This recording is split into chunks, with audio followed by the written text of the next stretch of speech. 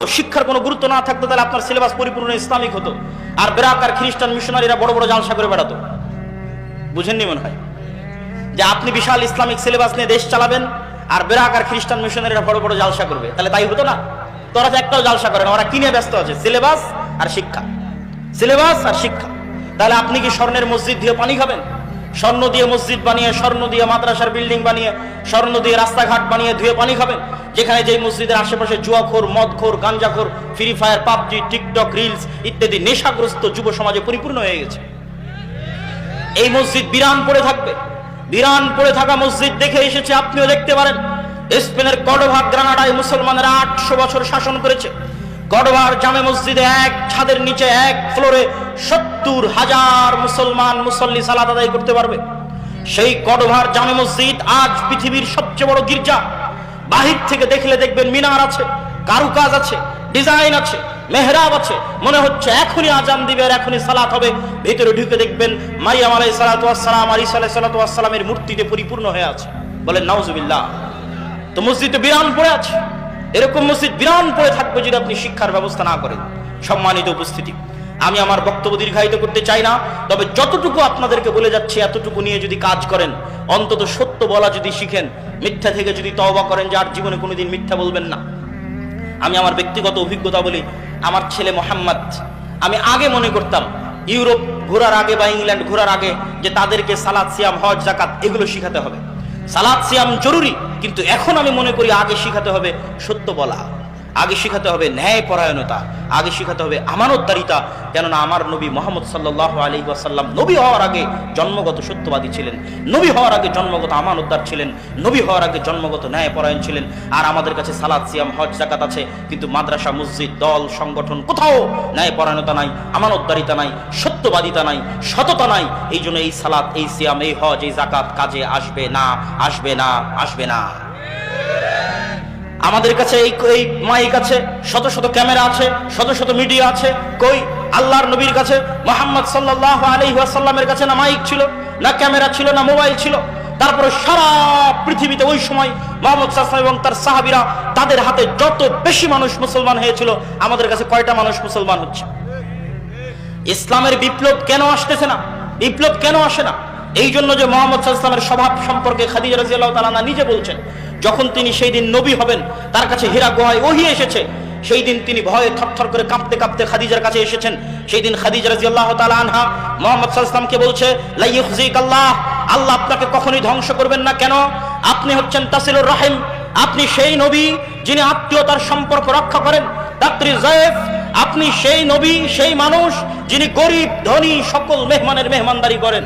তুইনু আলা নাওয়াইবিল হক, আপনি সেই মুহাম্মদ যিনি অসহায়, দুস্থ, দরিদ্র মানুষের, বিপদগ্রস্ত মানুষের পাশে দাঁড়ান। আপনি সেই নবী, সেই মানুষ, সেই মুহাম্মদ যিনি তাহমিলুল কাল, মানুষের যদি বোঝা ভারী হয়, ঋণের বোঝা ভারী হয়, যাত্রাপথে মানুষের বোঝা ভারী হয়, তাহলে সেটা আপনি উঠিয়ে দেন। এই বৈশিষ্ট্যগুলো যখন আমার নবীর মধ্যে আছে, তখনও সালাত আসেনি, সিয়াম আসেনি, হজ আসেনি, যাকাত আসেনি। এই বৈশিষ্ট্যের কারণে, এই ব্যক্তিত্বের কারণে, এই আমানতদারিতার কারণে, এই সততার কারণে, এই ন্যায়পরায়ণতার কারণে আল্লাহর নবী এবং তার সাহাবীরা যেখানে গেছে, এই ন্যায়পরায়ণতা দেখে, সততা দেখে, আমানতদারিতা দেখে, চারিত্রিক উন্নতি দেখে মানুষ দলে দলে ইসলাম গ্রহণ করেছে। আর আমাদের কাছে সবই আছে, কিন্তু মুহাম্মদ সাল্লাল্লাহু আলাইহি ওয়াসাল্লামের ওই চরিত্র নাই, ওই সততা নাই, ওই আমানতদারিতা নাই, ওই ন্যায়পরায়ণতা নাই, আর ওই শিক্ষার ব্যবস্থা নাই। যে শিক্ষার ব্যবস্থা আমরা হারিয়ে ফেলেছি, যেই শিক্ষা আমাদের কাছে গুরুত্বহীন হয়ে গেছে, সারা বিশ্বের মুসলমানের কাছে গুরুত্বহীন হয়ে গেছে। এই ভয়াবহ গোলামির চিত্র, ভয়াবহ দাসত্বের চিত্র আপনি যদি দূরবীন দিয়ে দেখতে চান, তাহলে একটি দৃশ্যই আপনার জন্য যথেষ্ট যে মুসলমানেরা কিরকম গোলামি, কিরকম দাসত্বের মধ্যে নিমজ্জিত আছে। একটি চিত্র বলে আমার বক্তব্য সামনের দিকে এগিয়ে নিয়ে যাই। সারা বিশ্ব থেকে, শুধু বাংলাদেশ নয়, Bangladesh, Pakistan, Malaysia, Syria, Libya, Yemen, মিশর, আফ্রিকা, সারা বিশ্ব থেকে মুসলমানেরা অবৈধ উপায়ে ইউরোপ এবং আমেরিকা যাওয়ার জন্য, ইউরোপের কান্ট্রিগুলোতে যাওয়ার জন্য লিবিয়ার নদী বন্দর, সমুদ্র বন্দরে জমা হয়। এরা রোহিঙ্গাদের মতো করে বাতাস দিয়ে ফুলানো নৌকায় চড়ে, যে নৌকাতে 300-400 জন আরোহী উঠে, এই 300-400 জন আরোহী নিয়ে নৌকা হয় ডুবে যাবে, আর না হয় ইউরোপ তাদেরকে ভিক্ষা দিবে শরণার্থী হিসেবে, যে আসো আমার দেশে থাকো, গোলামি করো, শরণার্থী হিসেবে ভিক্ষা দিবে। এরা আবার ওই দেশে গিয়ে কি করবে? আপনি ইউরোপে যতজন মুসলমান আছে, আমেরিকায় যতজন মুসলমান আছে, তাদের আমি ছোট করছি না, কখনোই না, কিন্তু মুসলমানদের সামাজিক অবস্থান দেখাচ্ছি। তাদের জিজ্ঞেস করবেন যে ইউরোপ আমেরিকায় মুসলমানেরা কি করে, মুসলমানেরা কয়জন ডাক্তার, কয়জন বিশ্ববিদ্যালয়ের প্রফেসর, কয়জন বিজ্ঞান ইনস্টিটিউটের মালিক, কয়জন ব্যবসায়িক কোম্পানির মালিক, না বেশিরভাগ মুসলমান ট্যাক্সি ড্রাইভার, বেশিরভাগ মুসলমান রেস্টুরেন্টের ওয়েটার, না বেশিরভাগ মুসলমান কেয়ার হোমের জব করে, না বেশিরভাগ মুসলমান সুপার শপের দোকানদারি করে, খোঁজ নিয়ে দেখবেন। আর একটা ইহুদি পল্লীতে খোঁজ নিয়ে দেখবেন, ওই ইহুদি পল্লীতে যদি 300 জন বসবাস করে, তাহলে ওই ইহুদি পল্লীর 300 জনের 300 জন ইহুদি, 300 জনই হয় ডাক্তার, না হয় মেডিকেলের প্রফেসর, না হয় কোম্পানির মালিক, না হয় ব্যাংকের মালিক, আর মুসলমানেরা হচ্ছে সমাজের তৃতীয় শ্রেণীর নাগরিক। এই জন্য আমি বলেছি, ভারতের মুসলমানদের সাথে ইউরোপ আমেরিকার মুসলমানদের কোনো পার্থক্য নাই, এতটুকু যে ভারতের মুসলমানেরা নাগরিক অধিকার পায় না, মানবিক অধিকার পায় না, ইউরোপ আমেরিকার মুসলমানেরা নাগরিক আর মানবিক অধিকার পায়, ন্যূনতম হলেও পায়। কিন্তু পার্থক্য কি? ভারতের মুসলমানেরা যেমন আপনি খুঁজে দেখবেন, না ডাক্তার, না ইঞ্জিনিয়ার, না মেডিকেলের প্রফেসর, সব হচ্ছে দুবাই, দিল্লি, কেরালা, মুম্বাই, এগুলো থেকে মিস্ত্রিগিরি করে, যোগালিগিরি করে, লেবারিগিরি করে। ওই একই লেভেলে মুসলমানরা ইউরোপ এবং আমেরিকায় কাজ করে। এটা হচ্ছে মুসলমানদের গোলামির চিহ্ন। মুসলমানদের শিক্ষাগত অধপতন, শিক্ষাগত অযোগ্যতা এবং চারিত্রিক অধপতন তাদের ভাগ্যে গোলামি লিখে দিয়েছে।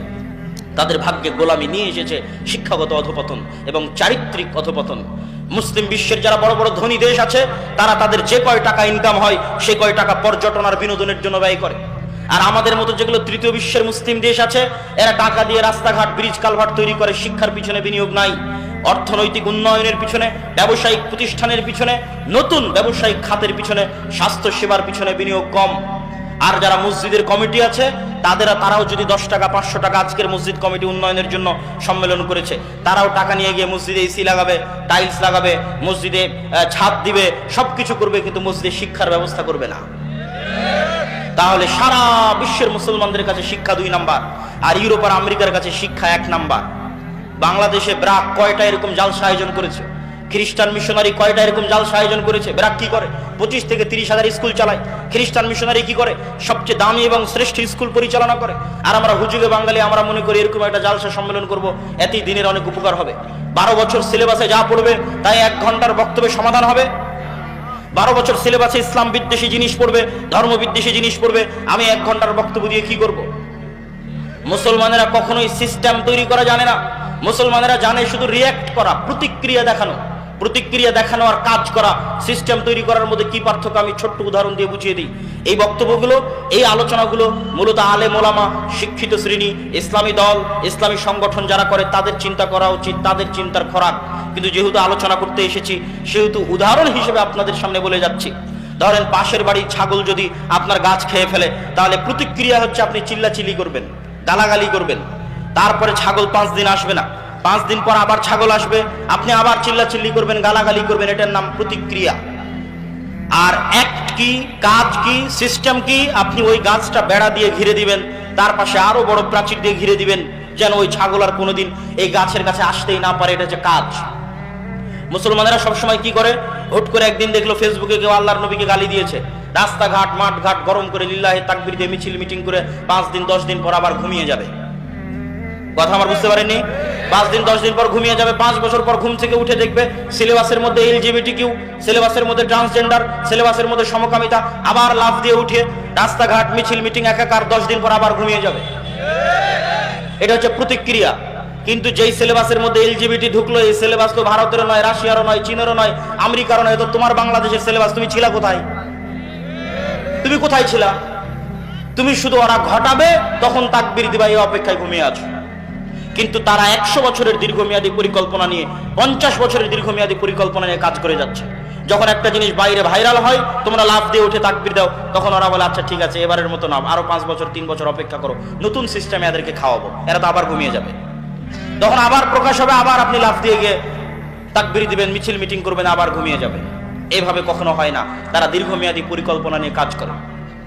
এই জন্য মুসলমানদেরকে শিক্ষা নিয়ে, দীর্ঘমেয়াদী পরিকল্পনা নিয়ে, চারিত্রিক উন্নয়ন নিয়ে, সততা, ন্যায় পরায়ণতা, আমানতদারিতা নিয়ে এবং শিক্ষা নিয়ে ইত্যাদি নিয়ে দীর্ঘমেয়াদী কাজ করতে হবে। সিস্টেম তৈরির পিছনে কাজ করতে হবে। আদ-দাওয়া ইলাল্লাহ দেশব্যাপী মসজিদ ভিত্তিক দিন শিক্ষার যে কার্যক্রমের উদ্যোগ নিয়েছে ওটা অতি নগণ্য, অতি ক্ষুদ্র উদ্যোগ। এটা আমি তাকবীর দিয়ে সমাবেশ করে, জনসমাবেশ তৈরি করে আপনাকে দেখাতে পারবো না যে কত লোক এটা অনুসরণ করতেছে বা মানতেছে। কেননা এটা দল নয় যে আপনাকে দেখাবো এখানে হাজার হাজার মানুষ। এটা শিক্ষার বিষয়।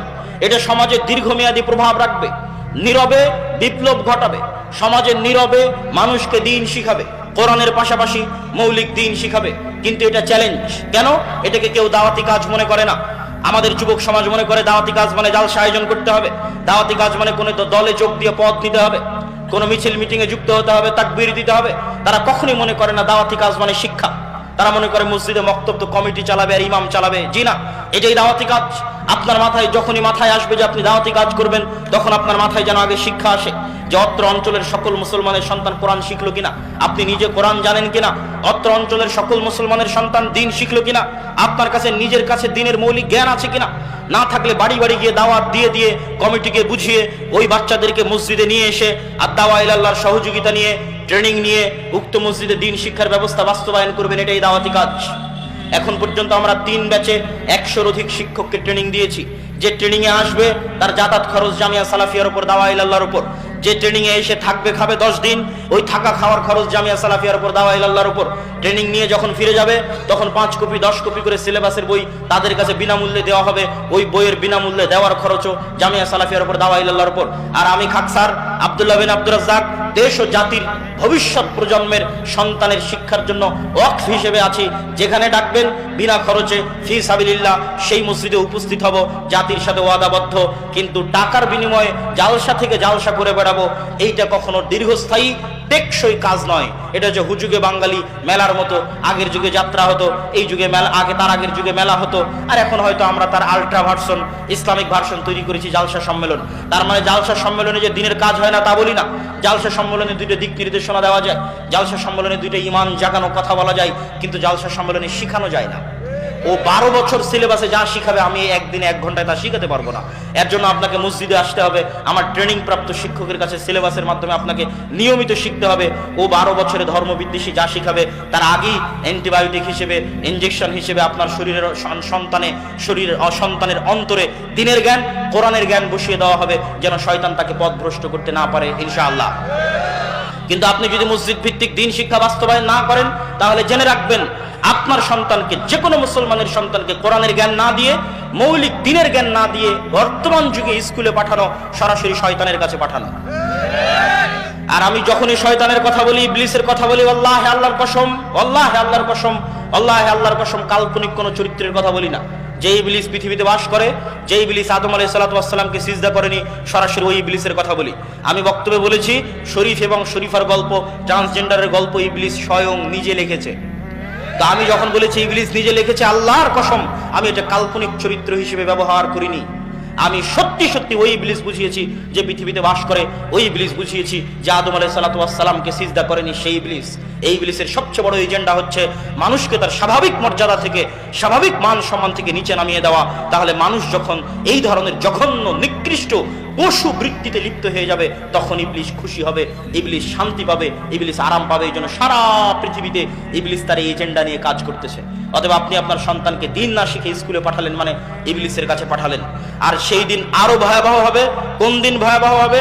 আপনি জার্মানিতে খোঁজ নেন, ফ্রান্সে খোঁজ নেন, যে কোনো প্রবাসী ভাইয়ের কাছে, যে মুসলমানের সন্তান যদি স্কুলে যায় আর স্কুলে যদি তাকে সমকামিতা শেখানো হয়, আর বাবা যদি এই সমকামিতার প্রোটেস্ট করে, যেটা আমাদের দিনে হারাম, বা বাবা যদি সন্তানকে শাসন করার চেষ্টা করে, আর ওই সন্তান যদি স্কুলে গিয়ে শিক্ষককে বলে যে আমার স্কুলে যেটা শেখানো হচ্ছে বাবা তার বিরোধিতা করতেছে এবং আমাকে এটা করতে দিচ্ছে না বা মানতে দিচ্ছে না, সাথে সাথে গভর্নমেন্টের পক্ষ থেকে পুলিশের মাধ্যমে সন্তানকে বাপ মা থেকে আলাদা করে দেওয়া হবে, সন্তানকে সেফ হোমে রাখা হবে। মাসে 1 দিন, বছরে 1 দিন সন্তানকে আপনি দেখতে পাবেন, সন্তানকে আপনি শিক্ষা দিতে পারবেন না। সন্তান জন্ম দিয়েছেন আপনি, সন্তানের পিছনে খরচ করছেন আপনি, খাওয়াচ্ছেন আপনি, কিন্তু সন্তানকে শিক্ষা দিবে, মানুষ করবে স্বয়ং ইবলিস নিজে। সেই ভয়াবহ দিন এখনো আসেনি। ওই ভয়াবহ দিন আসার আগে এখনো যতদিন আপনাদের মসজিদগুলো আছে, এই মসজিদগুলোতে দিন শিক্ষার ব্যবস্থাকে শক্তিশালী করেন। মসজিদের চাইতে শক্তিশালী হতে হবে দিন শিক্ষার ব্যবস্থা। এমনও বহু মসজিদ গেছি আমাদের 157-58 মসজিদের সফরের মধ্যে, যেই মসজিদগুলোতে এসি আছে, টাইলস আছে, সবকিছু আছে, কিন্তু দিন শিক্ষা, কোরআন শিক্ষার ব্যবস্থা নাই। আবার জিজ্ঞেস করলে কমিটি বলে যে অর্থনৈতিক সমস্যা। তখন আমি কমিটিকে বলেছি, আপনার এসি বিক্রি করলে 1 বছর মক্তব চলবে, আর আপনার এসি বিক্রি করা শেষ হয়ে গেলে মসজিদের দেওয়াল থেকে টাইলস খুলে বাজারে বিক্রি করবেন, ওইটা দিয়ে আর কিছুদিন মক্তব চলবে। টাইলস খুলে বিক্রি করা হয়ে গেলে যে ফ্যানগুলো লাগিয়ে রেখেছেন, এই ফ্যানগুলো খুলে বাজারে বিক্রি করবেন, আর কিছুদিন মক্তব চলবে। তারপরে যে মাইক আর ব্যাটারিটা আছে, ওটাও খুলে বাজারে বিক্রি করে দিবেন, আর কিছুদিন মক্তব চলবে। তবুও আপনি মসজিদে যা লাগিয়েছেন তার চেয়ে শিক্ষা বেশি জরুরি। বিশ্বাস না হলে খ্রিস্টানদেরকে দেখেন, ইউরোপিয়ান এবং আমেরিকানদেরকে দেখেন, তারা আপনার মসজিদের দায়িত্ব নিলে 10 টাকা থাকলে 5 টাকা আগে শিক্ষায় ব্যয় করবে। এরা শিক্ষা জিনিসটা জানে, সিলেবাসের মূল্য জানে। এই জন্যই তো আপনার সিলেবাস পরিবর্তনের জন্য এত চেষ্টা তারা করতেছে। কেন করতেছে?